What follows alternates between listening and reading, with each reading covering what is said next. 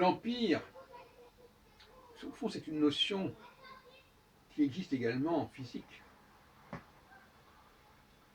Étienne Klein lisait tout à l'heure dans une conférence sur la mort que nous mourrons, mais que nos éléments constitutifs, eux, ne meurent pas. Nos atomes, nos molécules ne meurent pas. Elles se recomposent, elles se réorganisent autrement. Eh bien, c'est un petit peu la même chose que l'Empire. Quand un empire se décompose, ses composantes se maintiennent. Et elles peuvent se recomposer, se reconvertir autrement. Donc finalement, la notion d'empire est une notion universelle, à tous les niveaux. Quand nous reconstituons un empire, quand nous élargissons un empire, quand nous modifions les frontières, eh bien c'est comme dans la nature, lorsque les choses meurent et qu'elles se réorganisent autrement, qu'elles se reconfigurent autrement.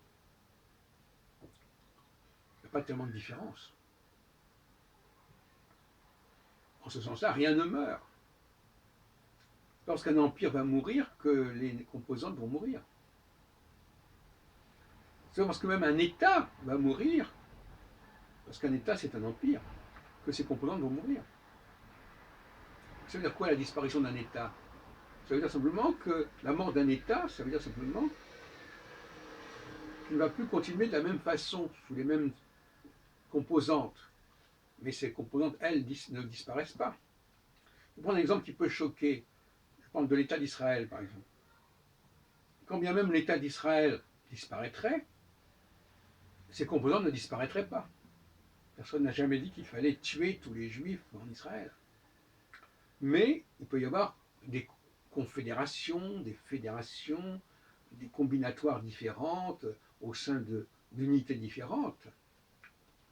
Et souvent on joue là-dessus, on dit disparition de l'État, disparition complète de ce qu'il est, de ce qu'il comporte.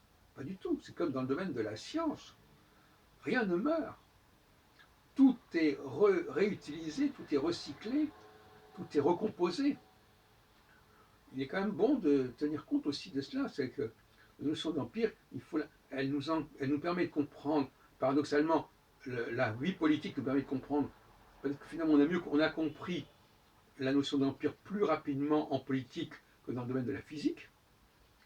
Et donc finalement les physiciens ne font qu'appliquer des lois politiques.